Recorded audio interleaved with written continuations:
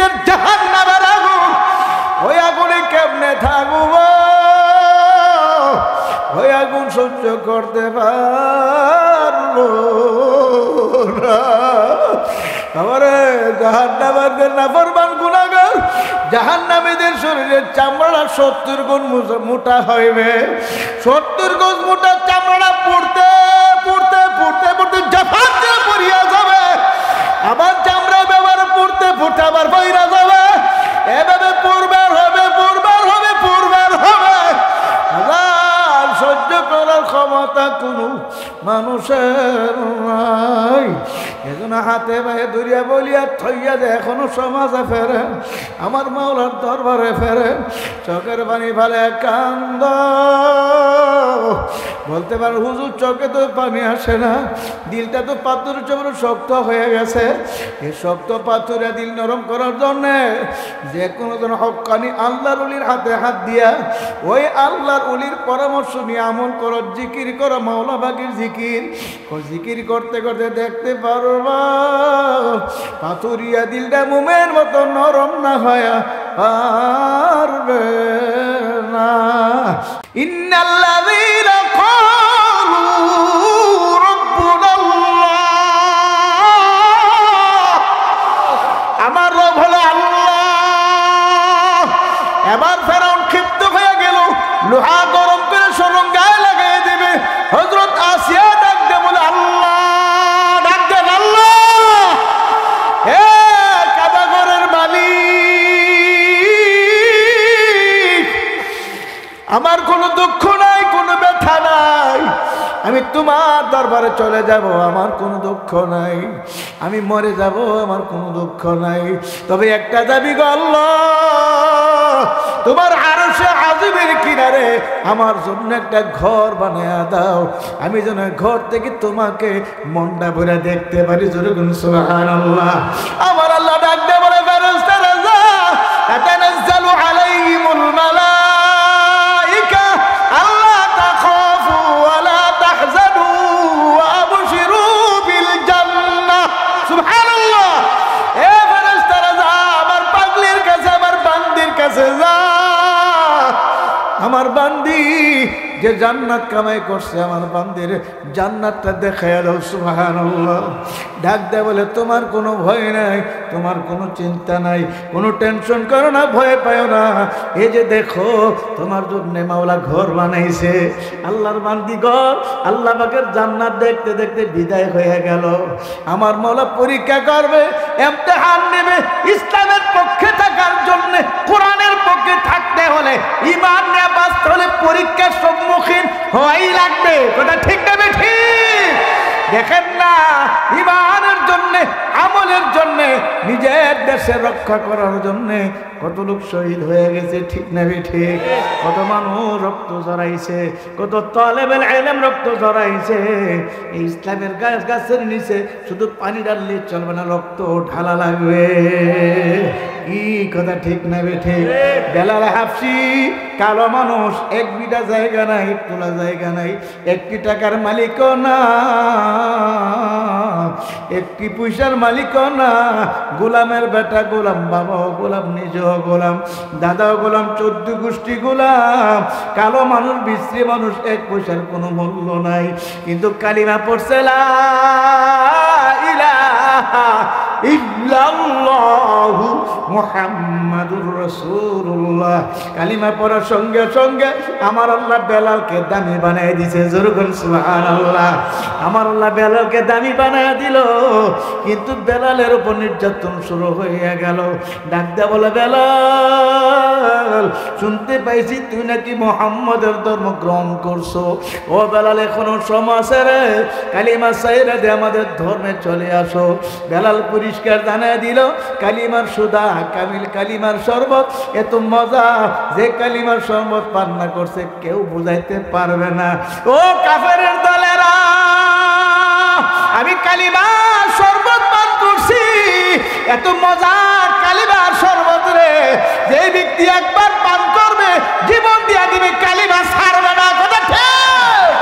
এ কাফেরের দলেরা, তোমরা কি মনে করছো আমি বেলালকে মারবা কাটবা নির্যাতন করবা কালিমা ছেড়ে দেব?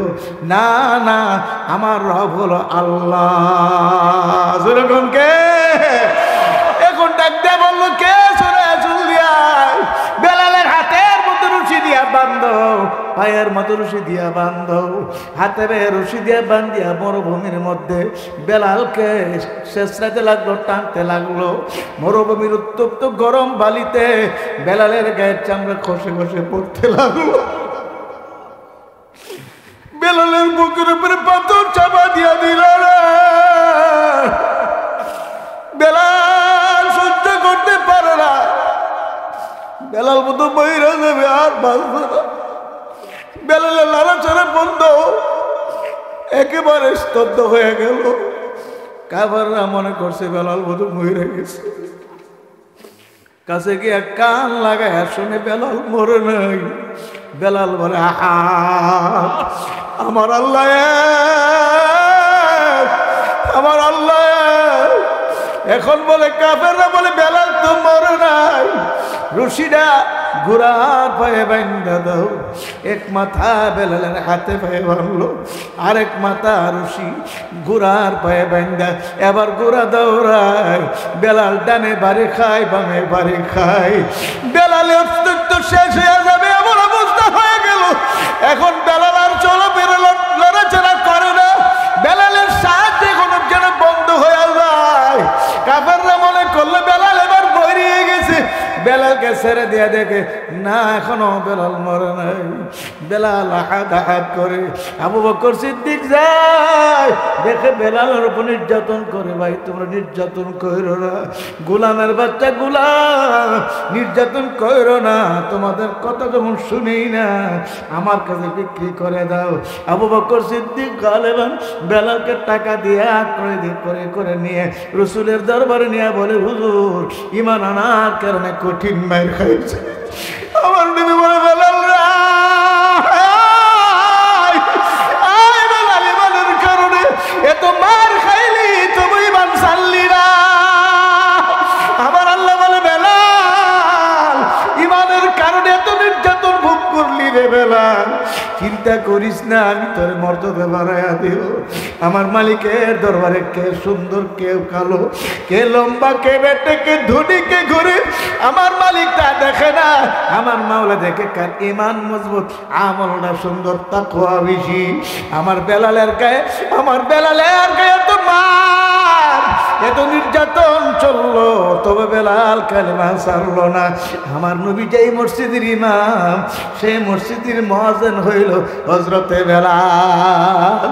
সবাই ধরে কোন সুবহানাল্লাহ। আল্লাহর হাবিবের বেলাল, কালো মানিক বেলাল, টাকা নাই, পয়সা নাই, বংশ নাই, ধনী না, গরিব, নাকটা চ্যাপটা, একেবারে ঠুট্টি মুড়া, কালো। আমার মাওলা কত বড় দামি বানাইছে। নবী আমার মেরাজে যাইয়া জান্নাতের ভিতরে হাঁটতে আছে, নবী শুনে কে জানে রে, জান্নাতের ভিতরে নবীর সঙ্গে হাঁটে। নবী বলে, জিবরাইল, কে রে আমার সঙ্গে জান্নাতের ভিতরে হাঁটে? হযরত জিবরাইল বলে, ইয়া রাসূলুল্লাহ, আপনার বেলাল জান্নাতের ভিতরে হাঁটে। যখন সুবহানাল্লাহ। নবী ডাক দেয় বলে, জিবরাইল, বেলাল কেমনে হাঁটে রে? বেলাল তো দুনিয়াতে, আমি মেরাজে আসছি। কই, ইয়া রাসূলুল্লাহ, আপনার বেলালকে আমার আল্লাহ তো ভালোবাসে, পছন্দ করে। বেলাল জমিনে হাঁটে, এ হাঁটার অবস্থা আমার আল্লাহ আপনার জান্নাতে কানে বসাইয়া দেয়।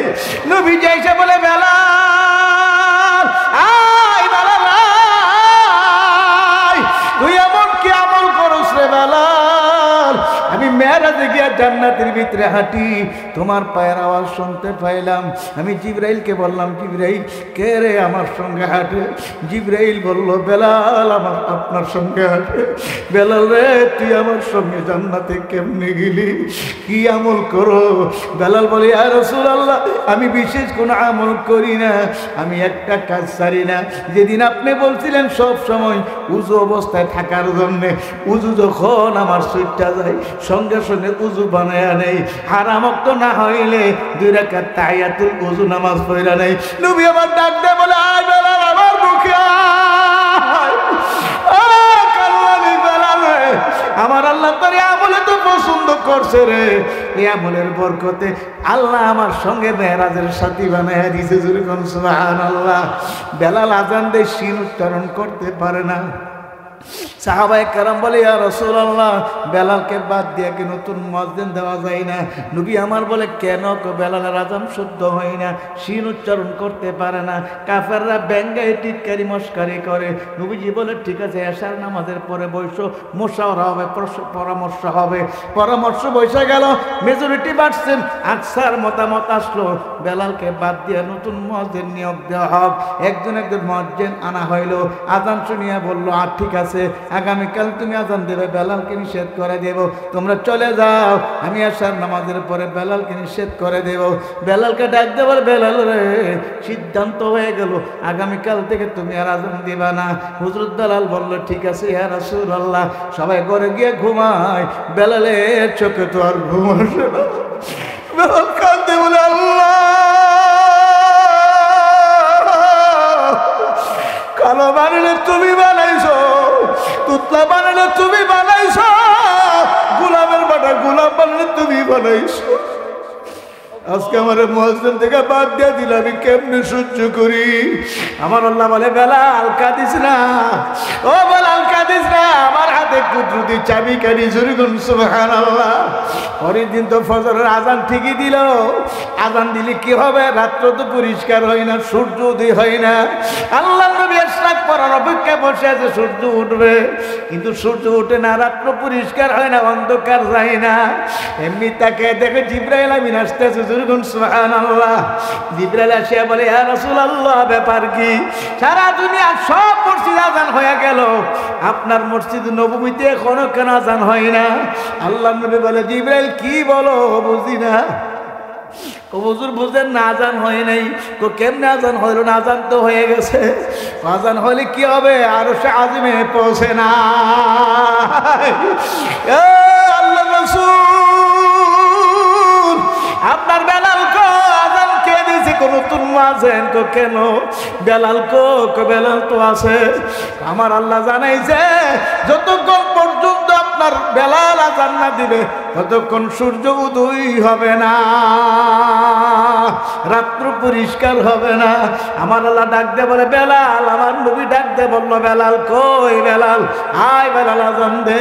হযরত বেলাল আজান দিল, রাত্র পরিষ্কার হয়ে গেল। জোরে সুবহানাল্লাহ। নবীর ইন্তেকালের পরে বেলাল আজান দে, মন ভালো না। বেলাল গুনগুন গুনগুন করে কান্দে আর বলে আমার আজান কে শুনবে রে? দিনের নবী নাই, মদিনায় ঘুমায়। বেলাল বলে আবু বকর, ও উমর, আমি আর মদিনায় থাকবো না, আমি সহ্য করতে পারি না, আমি চলিয়ে যাব। বেলাল সিরিয়ার দামেস্কে চলিয়া গেল। দীর্ঘদিন হয়ে যায়, বেলাল নবীর জিয়ারতে আসে না। আমার নবী স্বপ্ন যুগে দেখায় বলে বেলাল রে, তুই এত বলে নীতি হয়ে গেলি রে, এখনো পর্যন্ত দুদিন হয়ে গেল, আমার জিয়ারতে তুই কেন যাস না? বেলাল ঘুম থেকে ওইটা পাগল হয়ে গেল, বললো তোরা কে, কোথায় আছো রে? আমার নবীর জিয়ারতে আমি মদিনায় যাই, আমি জানি না ফিরে আসতে পারি কিনা। মদিনায় চলে আসলো। মদিনার মানুষ দেখলে বেলাল বেলাল মদিনার গুলি দিয়ে হাঁটে।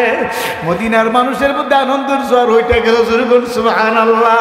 ডাক বলল বেলাল, এতদিন পরে মদিনায় আসছো। ছোট ছোট বাচ্চারা বলে আব্বু ইলে কি বেলাল? বলে হ্যাঁ এই সেই বেলাল। ডাক বলে বেলাল, বার মুখে বাবার মুখে তোমার কত প্রশংসা শুনছি, তোমার আজানের কত কথা শুনছি, আজকে আজান দিবা আমরা মন ভরে শুনবো। বেলাল বলে আমার আজান যদি শুনতো, মদিনাওয়ালা কামলাওয়ালা মদিনায় ঘুমায় রয়েছে, আমি কারে আজান শোনাবো? বলে আমি আজান দিতে পারবো না। এখন বাচ্চারা এমন ভাবে ধরছে যে আমার আব্বার মুখে শুনছি, মার মুখে শুনছি, বেলালের আজান এত সুন্দর আজান না দিয়া পারবো না। এবার বেলাল আজান দে, আজান দে, আশহাদু আন্না মুহাম্মাদার রাসূলুল্লাহ বলার সঙ্গে সঙ্গে বেলাল অজ্ঞান হয়ে জমিনে পড়ে গেছে। আল্লাহ, বেলাল অজ্ঞান হয়ে জমিনে পড়ে গেছে, অজ্ঞান। বেলাল আজান দিতে পারে না। আল্লাহ, হে বাবারা, আশিকে রাসূল কারা? তাদেরকে আশিকে রাসূল বলা হয়। আজকে মুখে দাড়ি নাই, নামাজ নাই, রোজা নাই, টুপি নাই, সুন্নত নাই, আশিক রাসূল দাবি করি।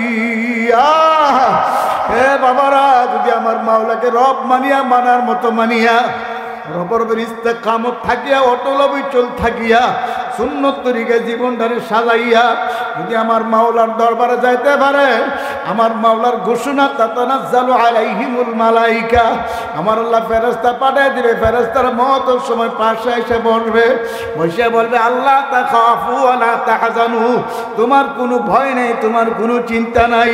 আবশিরু বিল জান্নাহ, যে দেখো জান্নাত দেখা যায়। আল্লাহ পাকের নেককার বান্দা বান্দি স্বপ্নের মতো দেখতে পারবে জান্নাতের দরজাগুলো ঠাস ঠাস করে খুলিয়া গেছে। আল্লাহ, জান্নাত দেখবে, কলিজা ঠান্ডা হয়ে যাবে, আর বলবে, আমার মাওলাই কই, আমার মাওলা কই। ফেরেশতারা বলবে, আয় আয় জান্নাতি রূহ আয়, মাওলার সঙ্গে মিলাবার জন্য, মাওলার সঙ্গে তোর দিদার করার জন্য আমরা আসছি। যেরকম সুবহানাল্লাহ। আল্লাহ পাকের নেককার বান্দা বান্দি রূহ কবজ হইয়া যাইবে, কোনো টেরও করতে পারবে না। আল্লাহ আপনি কবুল করিয়া নেন। জান্নাত দেখতে দেখতে বিদায় হয়ে যাবে, একটু টের পাইবে না। আর যদি খোদা না খাস্তা নাফরমানি করিয়া, সুদ খায়, ঘুষ খায়, হারাম খাইয়া, বেপরদার চলিয়া, জিনা বিবেচারি করিয়া, এক কথা গুনার কাটটি নিয়া, বাজান যদি নাফরমানি করিয়া মওতের বিছানায় পড়িয়া যাও, স্বপ্নের মতো দেখতে পারবা আমার মাওলাই বলবে, আজরাইল, নাফরমানকে আমি কত দুধ কলা খাওয়াইছি, কত আপেল আঙ্গুর বেদানা নাশপাতি, কত ফল ফ্রুট খাওয়াইছি, কত নিয়ামত খাওয়াইছি, কত মাছ, কত গোশত খাওয়াইছি। ওয়া ইন তাউদ্দু নি'মাতাল্লাহি লা তুহসুহা, আমার অসংখ্য অগণিত নিয়ামত ভোগ করলো, আমার নিয়ামত খায়ালিয়া ভোগ করে আমার হুকুম মানে নাই। আমি ফজরের সময় ডাকছি নাফরমানকে পাই নাই, আমি জোহরের সময় ডাকছি নাফরমানকে পাই নাই, আমি আসরের সময় ডাকছি নাফরমানকে পাই নাই, আমি মাগরিবের সময় ডাকছি নাফরমানকে পাই নাই, আমি এশাই বার চাইছি, অপেক্ষা করছি দেখি বন্ধে এশার নামাজে আইসা তওবা করি কিনা, দেখি না, তাও এশার নামাজও আসে নাই। নাফরমানকে ধর, হুকুম করার সঙ্গে সঙ্গে আজরাইল আলাইহিস সালাম আসিয়া রুহুটা দিলে আমার জন্য খপ করে দুনিয়া টান মারবে, কলিজাটা ঠাস ঠাস করে সিরিয়া ফালাইবে। সহ্য করার ক্ষমতা কোনো মানুষের নাই। বাবা, এখনো সব আছে, বাবা ফেরো, আমার মাওলার দরবারে ফেরো। কত মানুষ গোসল, বাবারে গোসল করে দিতে দেখা যায়, কত মানুষের মহতের সময় পচরায় পায়খানা করিয়া ফেলায়, কত মানুষের মহতের ভরে দেখা যায় গোসল করতে গিয়ে দেখা যায় কলিজার টুকরা পায়খানা রাস্তা দিয়া বাহির হয়। আল্লাহ, কিভাবে সহ্য করবার বাবা? বুঝিয়া শুনিয়া চিন্তা করে মাওলার কবরে যাইও। আবার ওই দিকটা কবর বারবার বলতে আছে, ওরে আব্দুল করিম, আনা বাইতুল ওয়াদা, আমি একাকির ঘর, আনা বাইতুল জুলমা, আমি অন্ধকার ঘর, আমি পোকামাকড় সাপ বিচ্ছুর ঘর।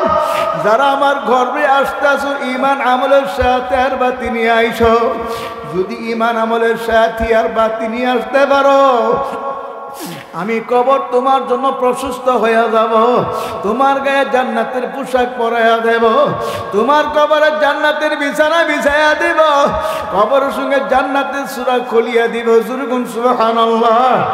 আর যদি না ফরমানি করিয়া কবরে আসো,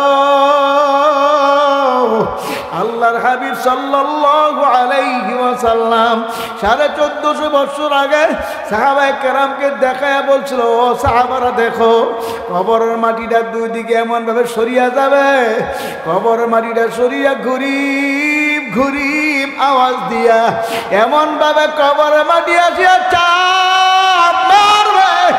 এক পাজর হাতিয়া এক পাজর কটপট করে ঢুকে ফেলাইবে। সহ্য করার ক্ষমতা কোনো মানুষের নাই। আরে এমন এক চাপ মারবে কি যে কষ্ট, বাবারে সহ্য করার ক্ষমতা কোনো মানুষের নাই। সাহাবায়ে কেরাম কান্দে, ইয়া রাসূলুল্লাহ আমরা কেমনে সহ্য করব? আল্লাহর হাবিবের বয়ান শুনে সাহাবায়ে কেরাম কান্দতে কান্দতে বেকরার হয়ে যায়। ওমর রাদিয়াল্লাহু কান্দে, আবু বকর কান্দে, উসমান গনি কান্দে, হযরত আলীও কান্দে, সাহাবারা কান্দে গো। এ কবরের চাপ সহ্য করতে পারব না। আমার নবীর পবিত্র জবানে জান্নাতের গ্যারান্টি পাওয়ার বড়, তারা যদি আমার মাওলার ভয়ে জাহান্নামের ভয়ে এমন করে কাঁদতে পারে, আমার আপনার চোখে কেন পানি আসে না? বাবা সহ্য করতে পারবা? আমার মাওলার কালাম সত্য, যালিকাল কিতাবু লা রাইবা ফি। আমার মাওলার কালামের মধ্যে ভুল নাই, কোনো সন্দেহ নাই। যারা গুনাহ করে নাফরমানি করে কবরে যাবে তাদের ঠিকানা জাহান্নাম হবে। ওই জাহান্নামের আগুন কেমন আগুন, আমার আপনার ভয় লাগে না? আল্লাহওয়ালাদের জীবনী পয়রা দেখেন, চরমনার মরহুম ইসহাক রহমাতুল্লাহ আলাইহির ঘটনা পয়রা দেখেন। আল্লাহর কুতুব সফর করে বাড়ি যাইয়া ছেলে মেয়েদের কিনে একই দস্তারে খানা খাওয়ার জন্য বসতেন। একদিন গালেবান জোহরের পরে আল্লাহর কুতুব খানার জন্য দস্তর বিছায় প্লেট নিয়ে বসে, কিন্তু খানা আসতে দেরি হয়। হুজুর বলল, বাবা ফজলুল করিম তোমরা বসো, দেখি তোমার আম্মা দেরি করতে আছে কেন? হুজুর হাঁটতে হাঁটতে পাক করে দরজার সামনে যায়, দেখে হুজুর বিবি চুলার আগুনের দিকে ছায়া ছায়া কান্দে। হুজুর বলল, বিবি আপনি কান্দেন কেন? লাকড়ি চুলা পাক করতে কষ্ট, এই জন্য কান্দেন নাকি? হুজুর বলছিল, বিবি আপনি এজন্য কান্দেন, লাকড়ি চুলা ধোয়া আসে এজন্য কান্দেন। হুজুর বিবি বলে, না হুজুর আমি এই জন্য কান্দি। ও আগুনের দিকে তাকায় চিন্তা করি, দুনিয়ার আগুন তো জাহান্নামের আগুনের তুলনায় একেবারে নগণ্য। ছোট্ট নগণ্য আগুনের ভিতরে তো 70 লাকড়ি ঢুকাইছি। বরাকবাসের ঘোড়া এক মাথা দিয়ে আগুন ধরছে, আরেক মাথা দিয়া ফুসফুস করে ধোঁয়া আসতে আছে, বাসের গাছগুলো ঠাস ঠাস করে ফাটিয়ে গেছে। তখন আমার চিন্তা হয়ে গেল, দুনিয়ার সামান্য আগুন যদি এত 70 লাকড়ি কেমন ভাবে জ্বালাইতে পারে? আমি যে কবরে রওনা করছি, আমার গুনার কারণে যদি কবরে জাহান্নামের আগুন ভাইরা যায়, আল্লাহ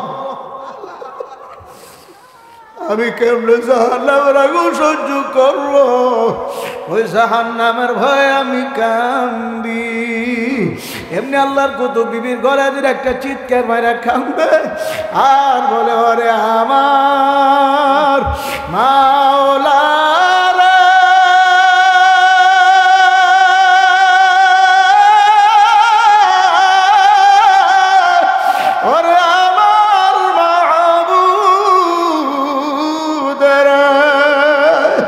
তুমি যদি মাপ না করো এ আগুন কেমনে সহ্য করব?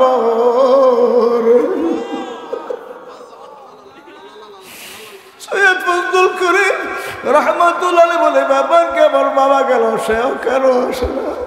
হুজুর হাঁটতে হাঁটতে পাক করে দরজার সামনে যা দেখে মা বাবা দলের গলায় দুইটা কান্দে, বাবা যেন মার গলে দুইটা কান্দে আর বলে, ওরে আমার মাওলা, ওরে আমার মাসুক, তুমি যদি ভাবনা করো এ আগুন কেমনে সহ্য করব?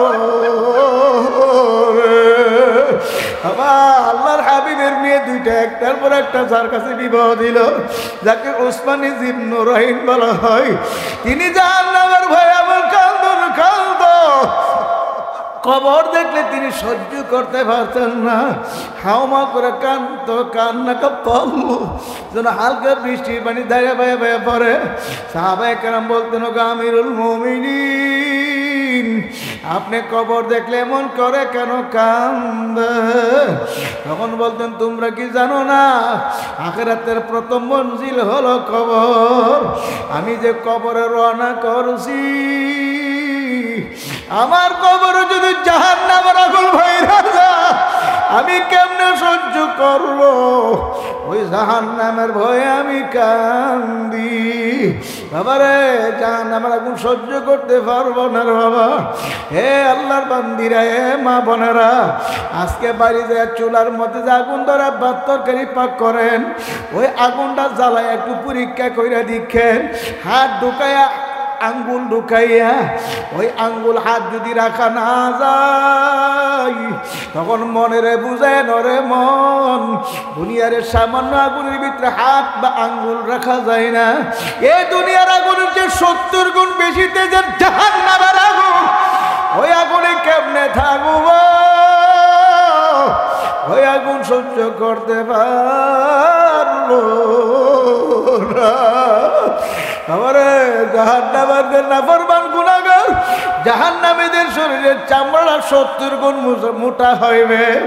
70 গুণ মোটা চামড়া পড়তে পড়তে পড়তে পড়তে জাফাত দিয়ে পড়িয়া যাবে, আবার চামড়া ব্যবহার পড়তে পড়তে আবার বইরা যাবে।